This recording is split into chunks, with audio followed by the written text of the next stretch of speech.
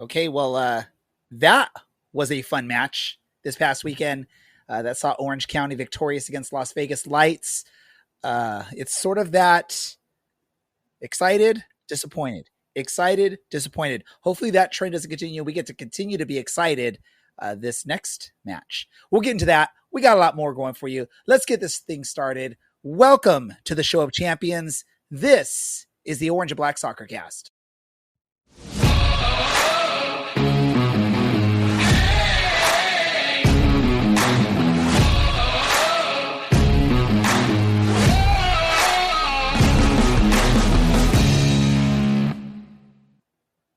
How's it going, Orange County? Welcome to another episode of the Orange and Black Soccer Cast, the first and only show dedicated to Orange County Soccer Club, its fans, and supporters. I'm your host, Ray Samora. I'm here to take you through this journey as we discuss all things Orange County Soccer Club. Helping me out this episode, a familiar crew. First and foremost, Dylan. We missed you last week, Dylan. But for those that made a trip out to Championship Soccer Stadium this past weekend, they got to see you in person. How you doing, Dylan? How was your trip back home? It was fine. It was a bit of a come down. I'm not going to lie. Everything past Saturday night was a bit of come down, and such is life when you win 4-0. But glad I got to get down to the champ. Glad I got to see those of you that I got to see. Glad we got to see a victory, and such a victory at that. So glad to be here tonight for all of those, or for all of you who missed me. I'm back. And for all of those that enjoyed last week, so sorry. Well, we get to have you back, and maybe it's going to be a case made here that you need to make it out to more matches if the results that we saw this past weekend is what happens when Dylan's at the stadium. Helping us out also this episode, we've got Brad, who did not make the trip down to Championship Soccer Stadium this past weekend. Almost had a full podcast crew there, minus Brad. But Brad, how are you doing? I'm doing quite fine. I may not have been at the champ, but I wasn't in Vegas last weekend. I was at a buddy's bachelor weekend in Phoenix, and I wore my Orange County jersey to the casino at Wild Horse Palace, where their older stadium used to be. And people in Phoenix are the most lame people ever. Nobody knows any culture because nobody recognized me as their soccer daddy because of, well, we like beating Phoenix. Interesting, Brad. Is that your new nickname? Is now Phoenix's soccer daddy? One other person that's helping us out on this episode, the bearded one, who was there pitch side with us. That's Larry. Larry, would you consider calling Brad Phoenix's soccer daddy? You know, as soon as Brad said that, I just got flashes, and Brad is starting to grow the beard out, and I'm just thinking comments like Phoenix's soccer daddy and growing the beard, Brad is turning into mini me, and Brad, do better. Do better. Well, regardless, if you liked it or not, Brad's comment about being Phoenix's soccer daddy, we do appreciate if you like our show on any of the social medias or on YouTube, Spotify, the podcast. Like, share, subscribe, give us reviews. 5 stars always appreciated, but please be honest on your reviews. You don't have to give us that if you don't agree with it being a 5-star review. But yes, Dylan. It was 5 stars until Brad called himself a soccer daddy, and now I'm team 2, maybe 2.5. Depends on how much dumb stuff comes out of your mouth in the next 55 or so minutes. Well, you know how I help get that number down, right? Is if I double up on Brad's Phoenix soccer daddy and talk about butterflies in Phoenix. And then people in Phoenix are just going to jump on here and start bashing us. But we're not here to talk about Phoenix or their soccer fans. We're here to talk about Orange County Soccer Club. And specifically, we're going to start off with the results this past weekend where Orange County dominated and 100% dominated Las Vegas Lights at home at the champ, winning 4-0 in what I know we've said this a couple times in past when we have past results, but I have to say this is probably the best performance for Orange County start to finish. Dylan, again, you were there. You got to see it live, which is not that often anymore. What are your thoughts overall on this match before we do a deep dive? I'm really happy with this. We played well, and we forced a lot of mistakes. which is why we ended up with this result. Yes. Also, I do clearly need to come to more matches because the last 3 matches that I've been to at the champ, Orange County has won all of them. So I'm starting to think it is, in fact, maybe it's me.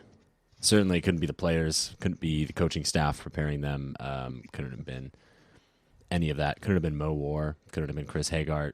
No, not at all. It's Dylan. I'm glad we had, it's me.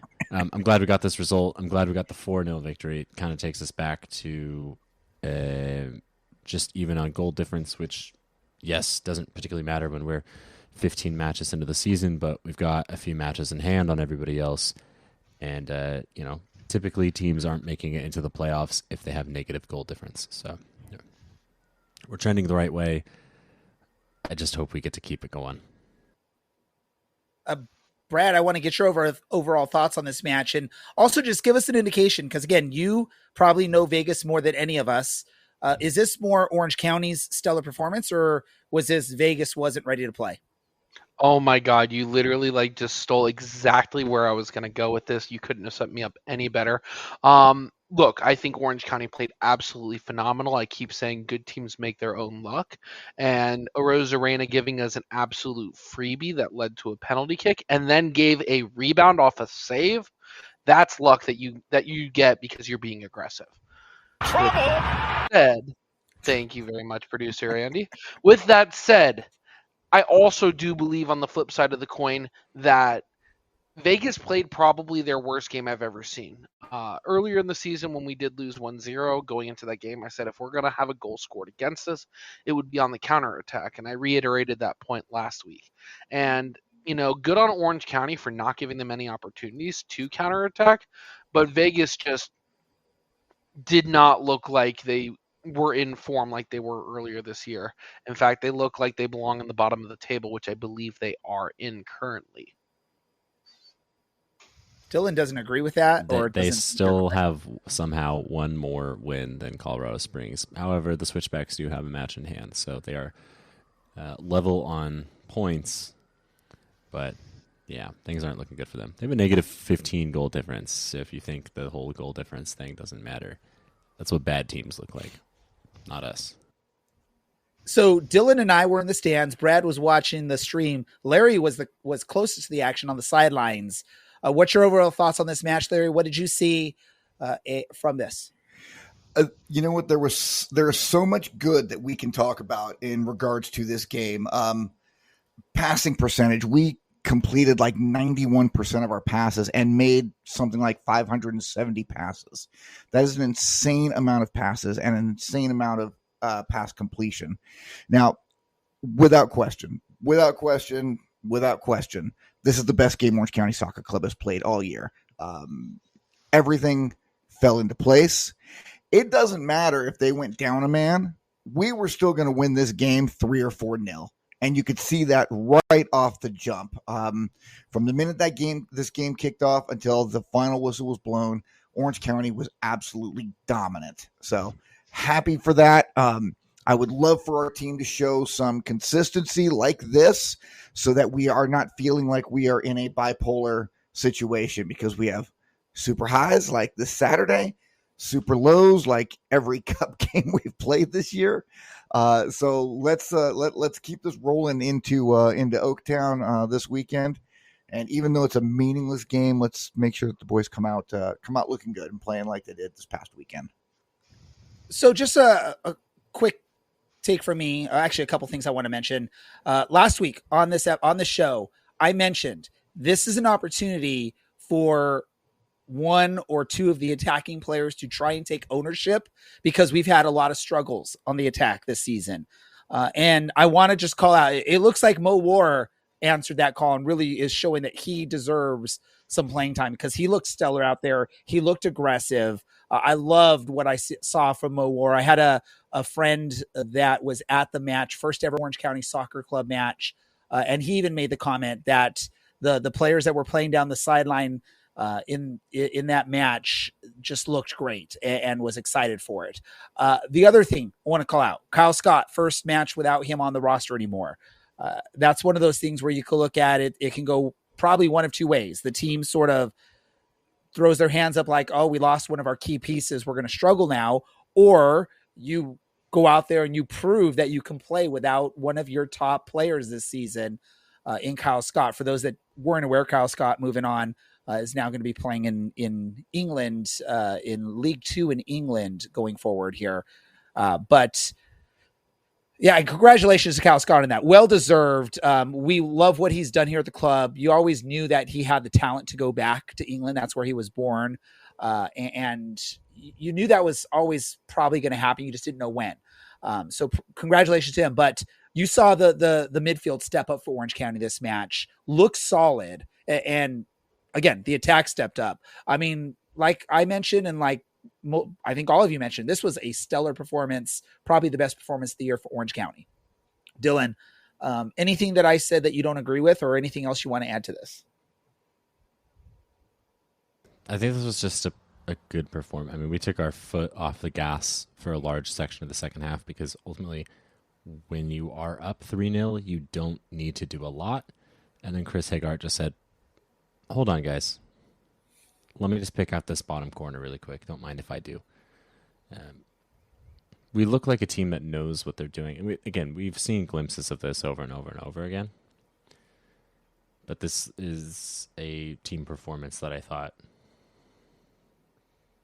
this is a team that's going to go far this year, and it's a good thing that we figured this out. We do have to do it more regularly, but it's okay. There's still time, and we're trending the right direction at about the right time. Beyond that, Mo War. I mean, I would love to see him playing out on the wing, and if we're not going to see Liam McKinnon for most of the rest of the year, if not the rest of the year, it's not much of a decrease. I know he's quote-unquote unproven at this level, but there's a very good player in there, and he showed that he absolutely deserves to be starting. You know, if he's going to have performances like that, no one's going to be able to handle him going forward.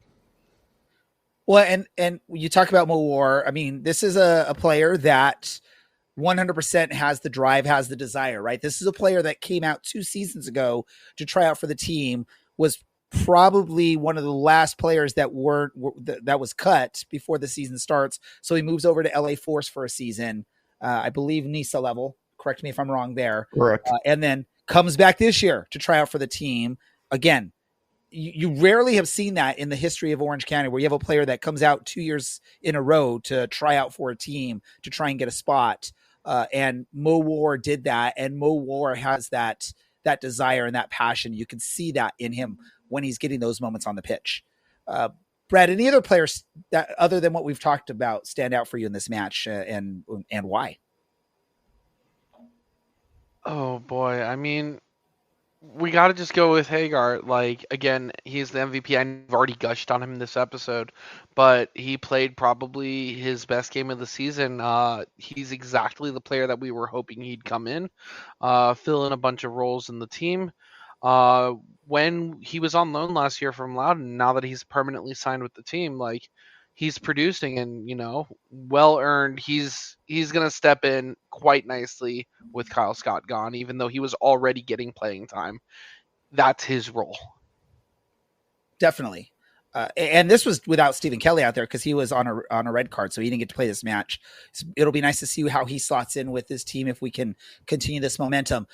One thing that we haven't mentioned yet, we've gone almost 15 minutes, or about 15 minutes of the show. And we haven't even mentioned that this was Orange County's 4th shutout in 5 matches. Larry, this is something that we've been bashing on the team all season long, that we just, our defense and our, nothing against Shuttler, but Shuttler hasn't been, we haven't been able to get clean sheets for most of the season. Now we're on a nice run of 4 in 5 clean sheets. Thoughts on that? And is this something that you now have even more faith in and we continue seeing going forward? Absolutely. Without question. I would like to just mention and give a little shout out to Kevin Partita, because I thought Kevin was especially good on Saturday night. Did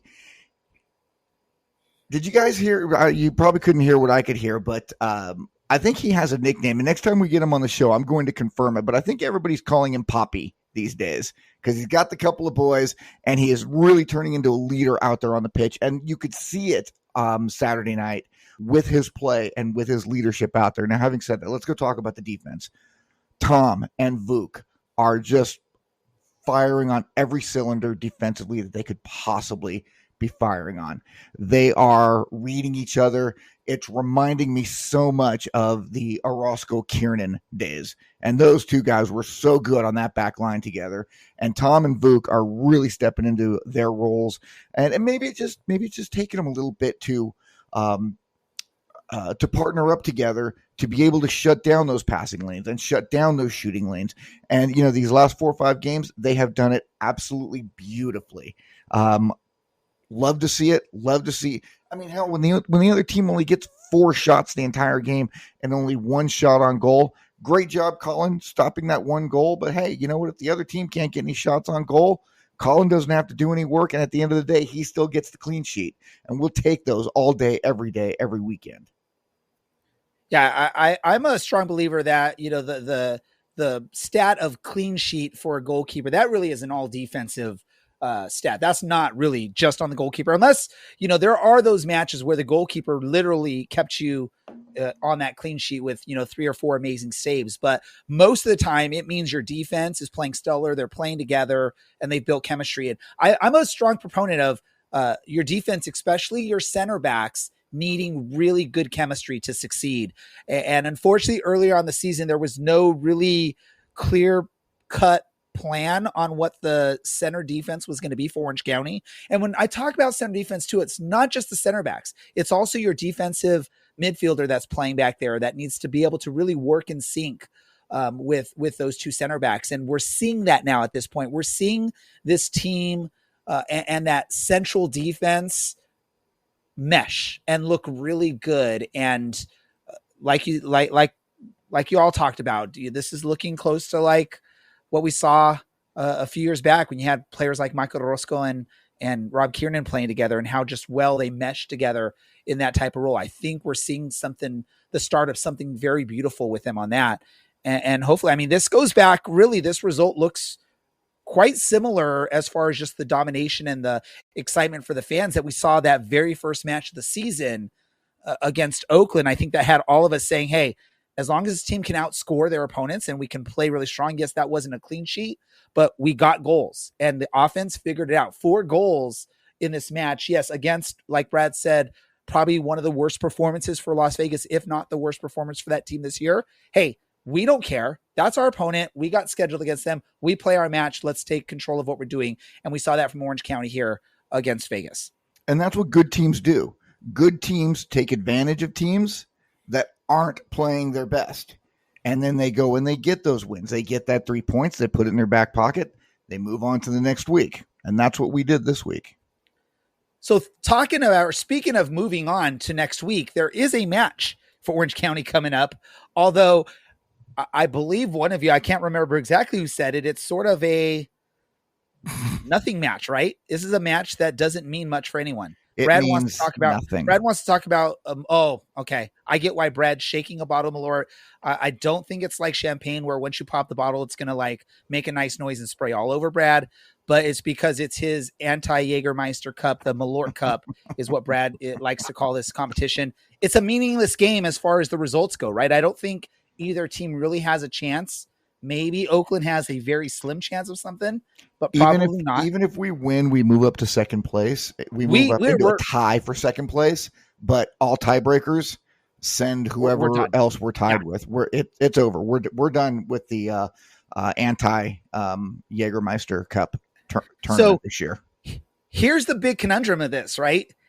We're coming off this high of a 4-0 victory over Vegas.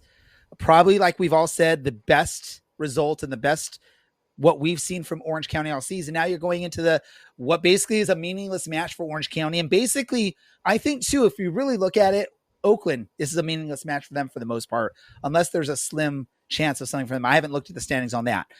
Are we scared of a drop-off, Dylan? Are we scared that this is a match that Orange County is going to look at and say, we just need to not get injured. This is a time to give some players playing time. Who cares about the results? Is that what you want to see? Or would you rather see them build off this momentum and let's just go out there and let's just whoop Oakland? Who cares about that? This is meaningless. let's keep our momentum going. What do you think, Dylan?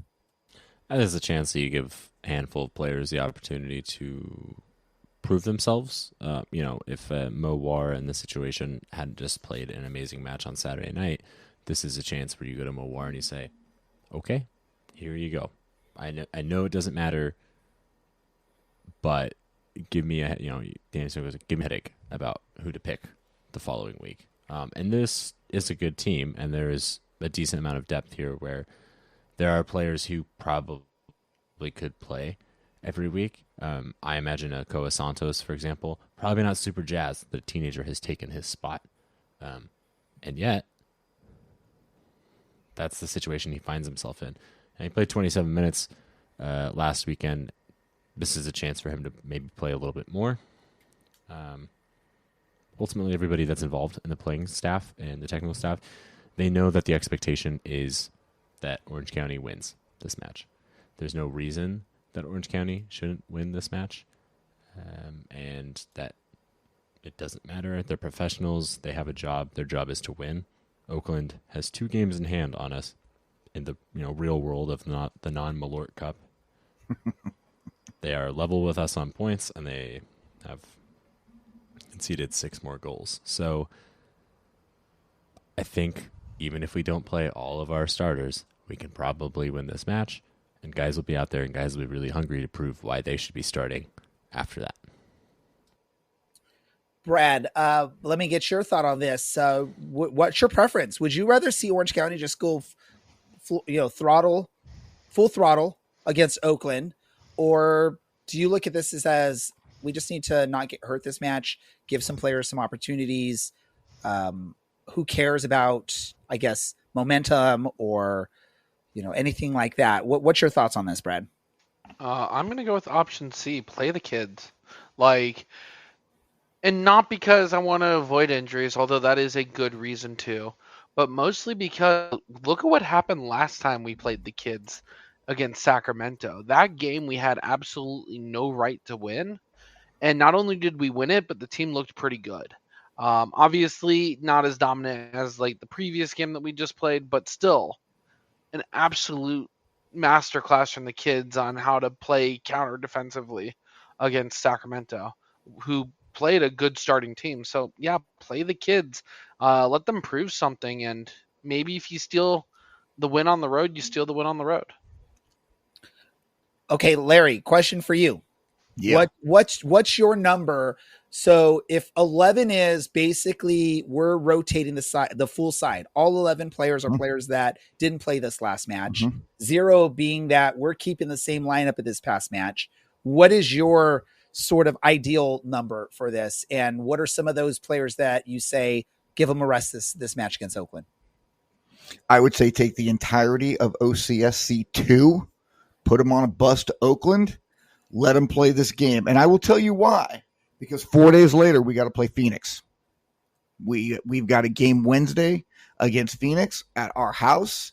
And I want Tom, I want Vuk, I want Nico, I want Kevin, I want Zoobs, Cam, Mo, Chris. I want all of these guys well rested up and ready to go on Wednesday the 30th for Phoenix. I don't care about this game on Saturday. I'm going to watch the game, of course, because I watch Orange County Soccer Club games. But this game is meaningless. Throw out the same starting 11 that we put out there for the Sacramento game. And the senior players who do happen to be out there, play them in the first half, sit them down, rest the legs, get a breather, let the youngsters take over. Hey, let them put on a show up in Oakland. So I guess I'm like the lone person by myself here that is really, really looking for wanting to build some momentum off of this match against Vegas. Yes, against Sacramento, the kids mixed in with some of the veterans, we had a successful time. That was at home. This is on the road in Oakland, a weird kickoff time of 1:00. I would love to see a few rotations. I would probably say my number is like an 8. I want to see 8 of the key starters from last week back in the match against Oakland, rotating a few of the youngsters. And then maybe like Larry said, at halftime, you could do some rotations and you can use your full 5 substitutes and, get some rest for some of the players that have been playing more minutes, and get some playing time for the youngsters. But I'm really big on momentum is key. And we're hitting that part of the season where you want to start really focusing on how do we get on a roll? How do we build momentum? And I think even though, again, in really a literally meaningless match for Orange County other than pride, against Oakland, I still want to see a strong, dominant performance from Orange County. I want to build off of the victory against Las Vegas. I want to basically go into Oakland and not even give them a chance to slap us around. I want to go in there and slap them around, get a dominant victory with most of the key players so that those players can continue to build off the momentum heading into that Phoenix match. Yes, it is a quick turnaround to that Phoenix match. I get it. That's why, again, start a lot of the key players, get them out there at halftime or early in the second half, full rotation of 5 subs, but I really want to see the momentum build. I'm not Coach Danny Stone. I don't make those decisions. None of us know what the plan is. We'll have to wait and see for Saturday. Larry, go for it. Well, I was just going to say, why don't we ask our guest what his thoughts are on this particular subject? Our guest that will be coming on here shortly is not a coach. I don't want to put him in a coach role. But before we get to that guest, we got to do our predictions for this match. I'll go to you first, Dylan. Your predictions for the meaningless match for Orange County. I mean, standings wise or results wise. Again, I'm not saying it's meaningless. I'm sure the players all want to win still. But what's your prediction for this match? I'm gonna say 3-1 Orange County. Brad, what's yours? I'm going to just say, 0-0, everyone has a good time, and penalty kicks. Penalties would be fun, actually. That'd be nice practice for when it becomes necessary. Dylan's like, why? I mean, it's a meaningless match. The result does not matter for Orange County. Get some practice of penalties. So if we get to the playoffs and we need to be able to make our penalties, which it looks like we've struggled a little bit this season, why not take that opportunity? And I know you want to talk, Dylan. Go. Yeah, because and we can ask our guests in a moment, but I somehow think that a professional player could probably figure out how to take a penalty, and maybe like a 3-month gap between penalty opportunities is not actually going to prove all that helpful. It's Larry, fine. I'm being the heel. I don't want to see that. Well, you know what? I picked up the sword last week, and now I kind of got to keep it for the time being. So 5-0 Oakland.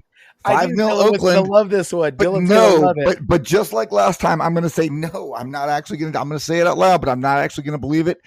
2-1 OC.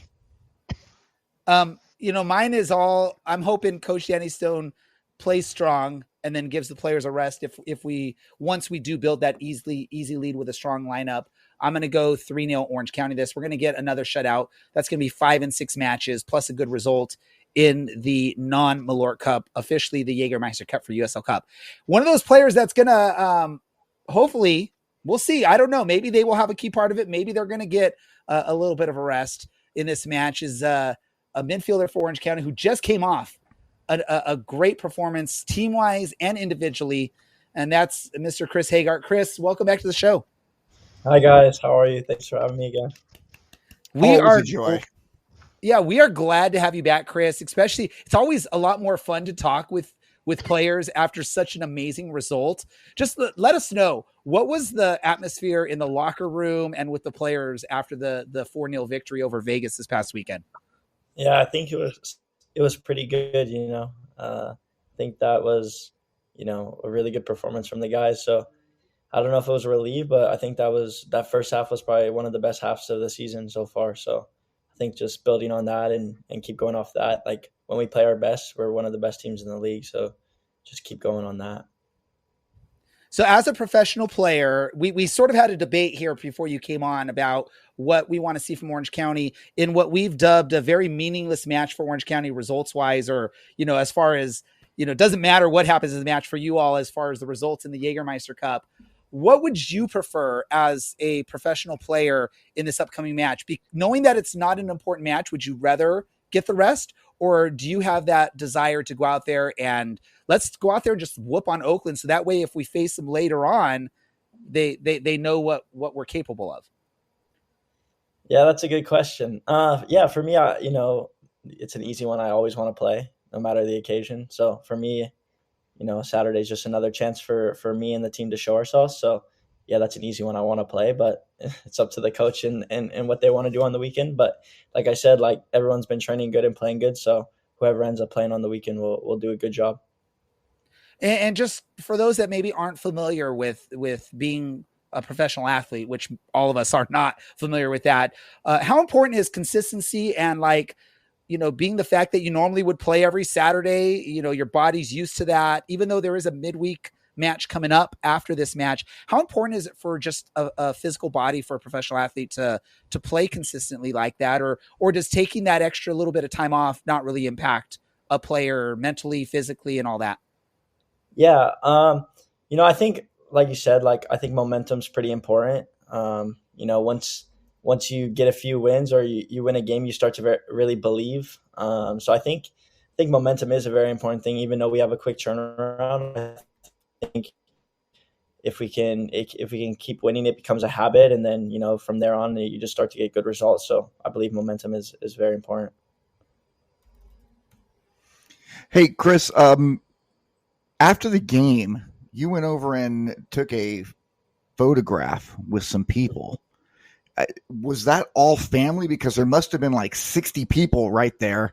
I mean, was that all family, friends? I know it just couldn't have been all randoms there in the stands. Tell us about that group. Oh yeah, that's a good question. That was my family, and some friends. So some of my buddies I grew up going to, from my third grade class on. Still like friends with. We went to St. Michael's School in Poway, a Catholic school in Poway.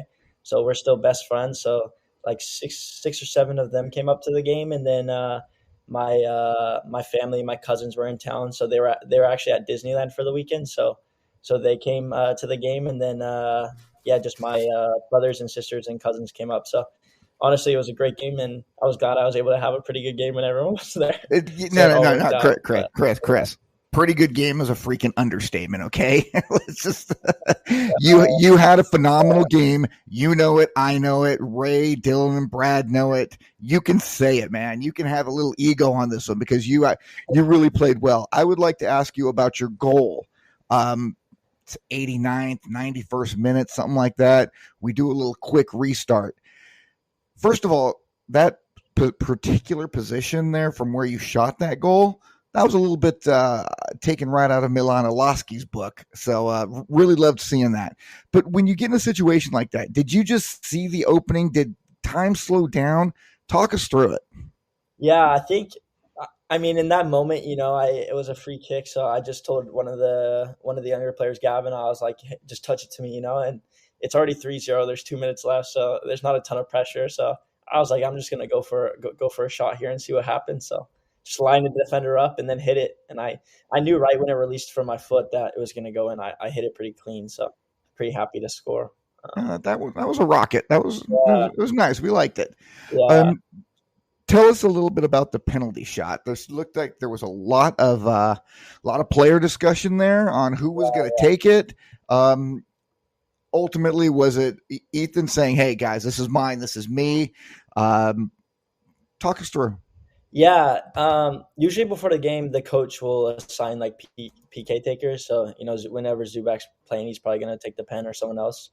So you kind of knew right away that he was going to take it. So kind of just giving him that confidence to go score, which he did. So yeah, but usually the coach will usually say who's going to take it before the game. So there's no like confusion or like guys yelling at each other, But yeah, Zubak's a pretty good penalty taker. Nice. Hey, listen, keep doing what you're doing, man, because you have you have stepped up exponentially. I think I told you last year after Brian went down and you came and joined the team and you played your first game with us, I went to James and I said, Daddy, can we please keep him? And here you are almost an entire year later and you're still here with us. Yeah. And man, it's been fantastic. And, we love having you here, and hopefully you'll have another season or two with us, unless something bigger and better comes along, then we won't be mad at you. Yeah, no, it's been good. I've been happy to be here. And I think, I don't think I've even hit my best form yet. So hopefully I can keep going up and keep getting comfortable in the team and keep showing more. So yeah. We're glad that you're happy here, and presuming that this is the best, atmosphere in the USL. We've got a fan question. What's your favorite stadium and atmosphere to play in other than the Champ? Other than the Champ, I think the Champ, has a great vibe. It's very especially when they do the beer fest or the wine nights, is probably the best games to play in. The crowd gets pretty good. But I would say in the USL, it's a good question. I think New Mexico puts on a very good atmosphere when you go there. It's a hard place to play just due to the fact that there's elevation and it's like a baseball field, and they do get 11,000 fans, so it's pretty good. And then I would say the other one is Colorado Switchbacks. Their stadium, I don't know if any of you guys have been there, but it's a pretty nice stadium, and the elevation is very high. You're playing in the mountains, so it's a tough place to go, but I also enjoy it because the crowd gets pretty rowdy and saying some nasty things to me, so it fires me up. I can imagine you looked a little fired up. Can you just kind of run us through we talked ad nauseum earlier about, hey, this was a shutout, but can you talk us through your counter-pressing and what kind of your responsibility was on Saturday night on the defensive side of things? Yeah, I think on Saturday night we came out pretty strong and intense. I think from the front four, me, Zubak, War, and Silla, it was just about bringing energy, and we know they were trying to play out the back a lot, and we knew we could take advantages when their defenders have it. So coach just told us to press hard and try to take a lot of risks and pick up balls, which we did, and then they ended up getting the red card as well. So I think that helped, but it was already 2-0 at that point. So yeah. At one point, you got knocked off the ball, and looks like you kind of wanted to foul for a second. Looked like you weren't going to get it. Immediately got to your feet and just started going after your man again. How do you toe that line of aggression where you can go and make a tackle and harry your man, but without maybe grabbing a needless booking? How do you manage that in the game? Yeah, I think for me, when I get a little pissed off, I play my best, but it's a little fine line between getting too emotional and getting out of control, or controlling the emotions and helping get the best out of me. So I just try to balance that, but sometimes I do get a little too emotional trying to work on that, but helps me, win that ball back and then play Cam in one-on-one. So yeah. I love that you even recognize that moment. Maybe you were watching tape today. I'm not particularly sure, but how pissed off are you when you're not starting? I guess are you okay? You happy for the guy that's starting, or you don't talk to me and a little antisocial? Yeah, it's a little of both. You never want to be on the bench, if you talk to a professional and they say they're okay not starting, then maybe it's something wrong with them, but everyone wants to play. But I think it's a balance of being a little bit upset, but supporting the guy that's going to play and the guys that are playing. And then when you come on, it's just an opportunity to show yourself. So I think for me, when I don't start, it kind of puts a little chip on your shoulder to just go show everyone what you can do when you get your opportunity. But when you're not on the field, just be as supportive to your teammates as possible, because when you're playing and they're not, then you want them to be supportive as well. So I think the culture we have here is pretty good, and it's pretty in training. It's very intense and competitive. So everyone's fighting for a spot, and then ultimately that makes the team better because you got to perform or you're out. So yeah, it's a good competitive spirit in the team. I think I saw that last time we were in Oakland. You looked a little amped to come into the match. Yeah. You mentioned kind of showing yourself off. Can you run us through that back heel? Did you know that Ryan was there? Did he call you off of it or ask for it? That was maybe the most clever assist I think I've seen in an Orange County match. Yeah. So Silla got it top of the box, and then I kind of saw Dogman out the corner of my eye, and I was thinking about hitting the shot, but then I realized the right wing back was on my back. So I was in my head, I'm there must be a lot of space out there. And I heard Ryan call. So I kind of just knew if I flicked it over there, he was going to have a free shot on goal. And then at that point, I kind of just let the muscle memory take over and flick it that way. And it worked out well. And he scored. A little lucky with the deflection, but hey, Ryan won't care.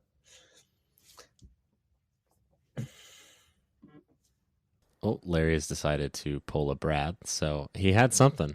I got sorry. Chris, in regards to what Dylan was talking about, and going and seeing that your name isn't in the starting lineup, and then maybe you only get 10 minutes at the end of the game.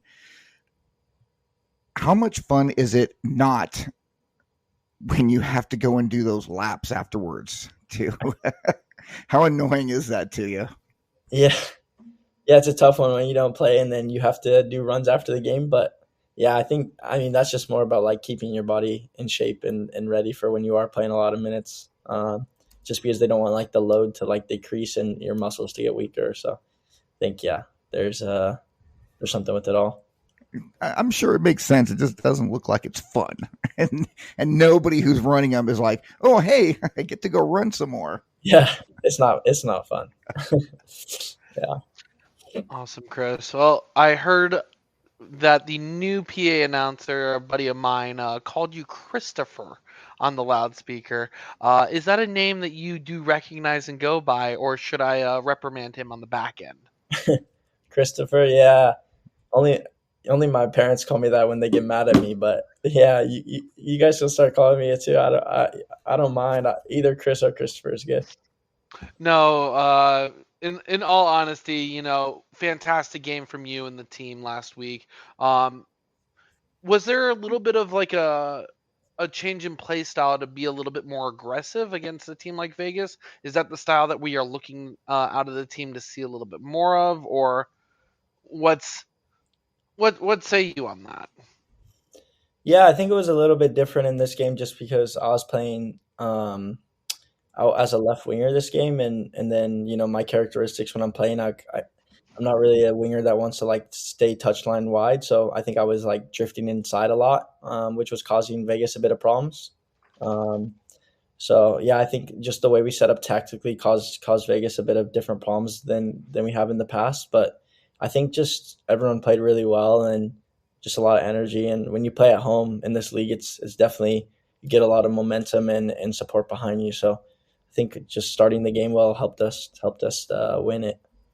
Are you more comfortable at left winger, or would you say completely off role for you? Can you repeat that? Sorry, you cut out.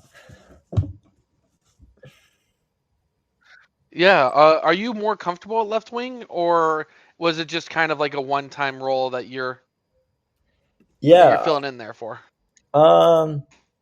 Yeah, I can play anywhere. I think I'm comfortable there. Comfortable in the midfield, just wherever they want to put me. I think good to go. Not too picky. I love it. I need to get I need to get my son talking to you, Chris, because my son plays the number 10, but I try to teach him you need to be able to play anywhere in case the coach calls on you, which I know the coaches call them to play right back at times now and on the wing. So maybe I need to have him talk to you, and you can give him a little pep talk about how important that is to be able to play anywhere on the pitch. Yeah, it is important. I think flexibility is a very good thing for you, and if you're flexible and can play, or versatile and can play anywhere, then if you're a good player, it's hard to keep you off the pitch, And I love it. You probably saw some of my co-hosts shaking their head when I talked about my son, because they hate when I bring up my son as a soccer player. Let me ask you this. On the chats, we had someone talk about this, and I'm just going to ask you it simple as week. I think because you mentioned New Mexico as a favorite place. So are you red or green when it comes to the sauce you put on stuff? Red or green? I think I'll go with red. Yeah, red's a good little sauce. Red's more your thing. Yeah, I'm more of a green person, but okay. A good red sauce is not bad. I mean, I am not bashing a good red sauce, but I'm just more of a green person myself. Another question I want to ask you, and those that have followed the show and know, I've been a huge Kyle Scott fan over the last 3 seasons that he's been with the club. Obviously, he's now moved back over to Europe, to England in League 2, which is a nice move for him. Well deserved for him. I have a 2-parter for you. What is a move of a player sort of like Kyle Scott, especially mid-season like that, someone that's a key part of this club? How does that impact you and maybe the team overall as a player? Is it something that impacts you like, oh my gosh, what are we going to do now? Or do you see more of the, okay, who's going to step in, or let's play it that much harder? Like, how do you guys see that going for you all? We saw a great result this past match, first time without him officially on the team, but what does a move like that? How does it impact the team?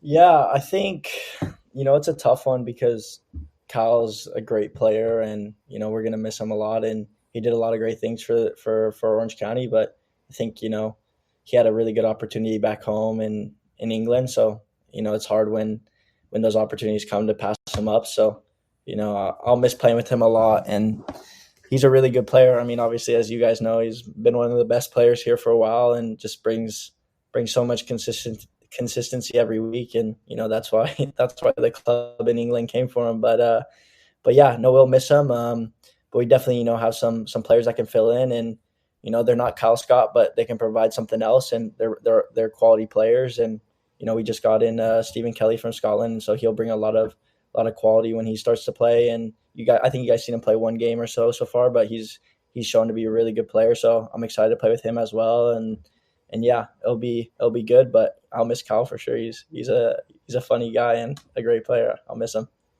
And I know I said 2-part, but I have a quick follow-up to that. What did you learn from Kyle Scott as a professional, as a soccer player? What's like the one big thing that you could say I took from Kyle Scott that I'm going to continue to work on with that?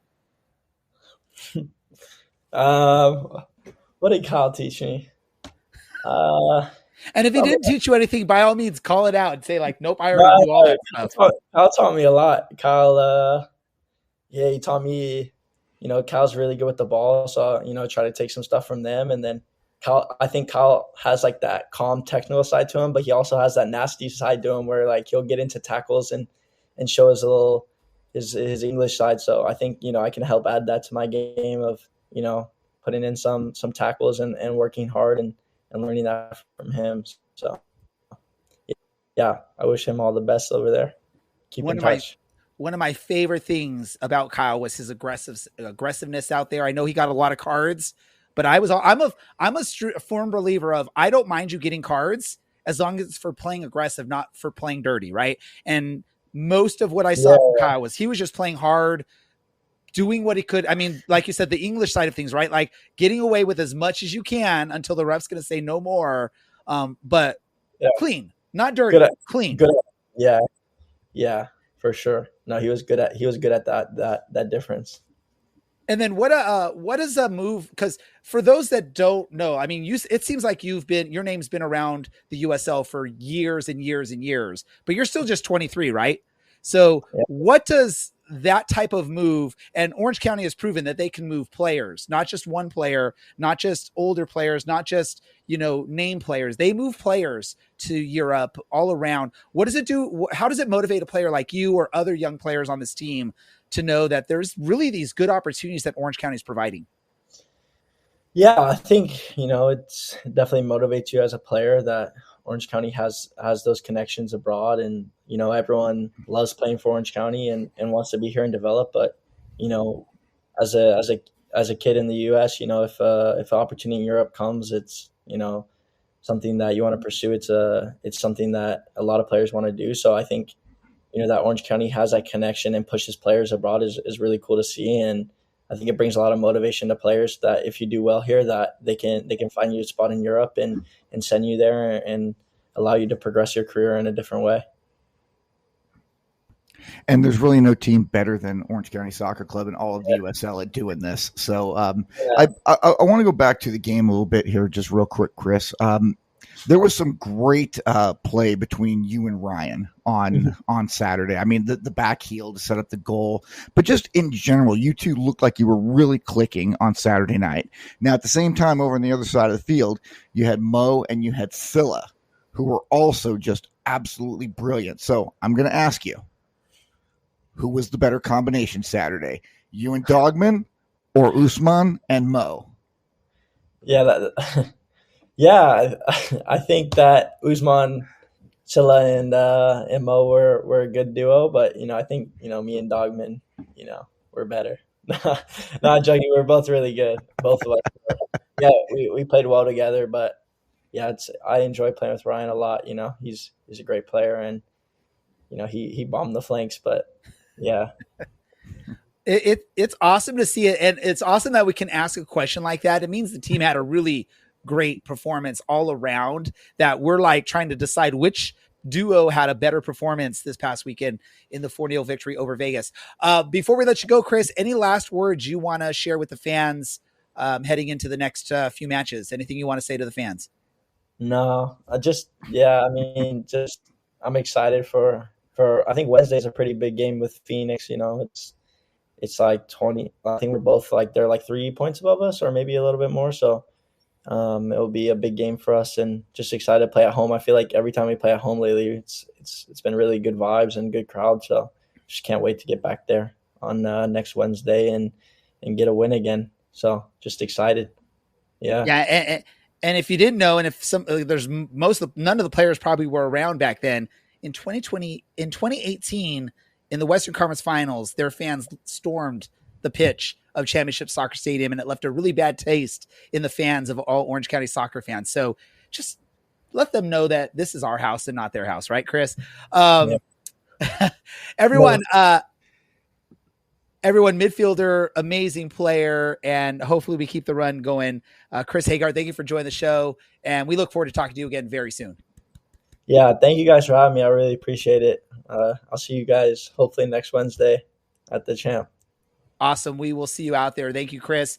Hey, as always, awesome time having players on the pitch. And Chris, I appreciate his willingness to answer all of our questions, whether there were some crazy ones or some great ones.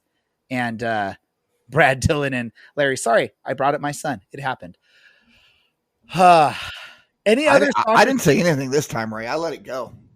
We're at the time of the show we like to start wrapping things down. But yeah, Dylan, you love when I say stuff like that. Brad, go for it. Wrapping things up, wrapping things down. I like to go winding. Winding. I don't like down. That's why I mix things up. I like to make your brains work. You don't mix them down. He's got a point. Asking the right questions. Yep. Any other soccer stuff anyone wants to discuss really quick before we get to the final part of the show? Is there a better club than Orange County Soccer Club? No. When they play like they did Saturday night? No, there is not. Is there a better time than just being in the County Line Coalition? No. When Dylan Allen is there? No. True. Which is a great thing, Dylan, right? Hey, for those of you that have been at a match and have seen those crazy people chanting and having smoke going off and all that fun stuff in the match, but you don't know if you're welcome to join, go out there and join them. It is a good crowd. They are very supportive.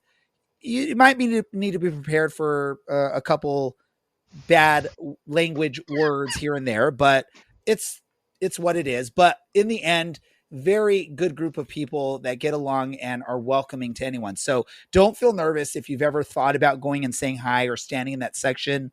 I was trying to tell my friend that was there this past week and they were sitting like in section 6. I'm like, next time, come on out and hang out with the sports section. The friend's from England, so he knows what that type of atmosphere is like. I'm sure he's totally would be okay with it. But again, for any fan that's at a match, have no problem. Come out, say hi. They will welcome you. Whether I'm there, Dylan's there, Larry's there, if Brad makes an appearance out there, and any of the others that are normally out there. Andy, producer Andy, he's out there almost every weekend. DK, Blaine, all the others that are part of that group. If I went and named everyone, then it would take forever. It would be an hour-long show just naming all the names of people out there. And don't forget, in any bad words that might be said by the County Line Coalition, producer Andy can fix that in post. It's true. And careful, because you might meet somebody and then 7 years later you're at his wedding. It's kind of weird. It's crazy like that. Some other guy starts talking to a soccer game and then you're stuck on some podcast forever. So if it's Ray, I would just say don't talk to him. Talk to anybody else. Hey, if you're interested in you're interested in dabbling with podcasting or writing sports articles or taking sports photography, let us know. I mean, part of what we like to do is we like to be that sort of platform for people to get an idea of do they really want to do something like this. It's not for everyone, whether it's writing, photography, talking on a microphone, on video. But let us know. That's what we really want to see, is we want to give that opportunity for people that are really serious about that. Before we get into our what did we learn, we did. I was at the match this past weekend. Yes, I made a rare appearance this season at a match. I'm hoping to get to some more throughout the season. But I got some video recording some stuff that we're going to release throughout the next month or two. And I wanted to share what our first post is going to be like. So look for this on social media. But here's what we got so far.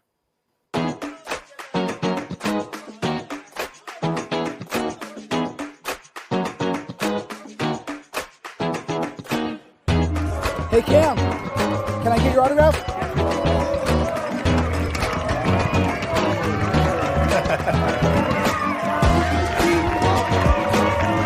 Memories, right? Memories. Thank you, man. How's it going? How's it going, Ashton? Can I get your autograph?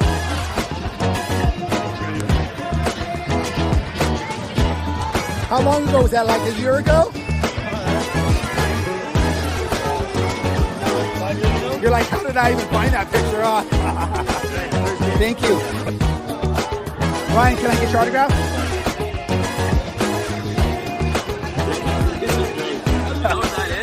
Huh? I don't know who that is. That's that guy. You want him to sign it too? Yeah, both of you all sign it. It's a secret. We can't tell you. We know people.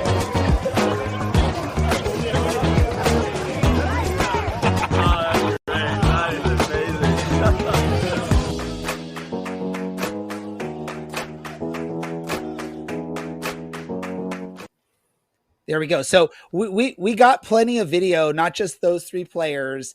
And I'm working on getting more video of other people that are part of the club, not just players, but maybe even some front office people that we will release on our social medias over the next month or two. So keep a lookout on social media to see when we release that. A good way to know when we release that is to follow us on social media, whether it is on YouTube, Instagram, Facebook, X, Blue Sky, whatever other thing we might be able to release stuff on. I don't know.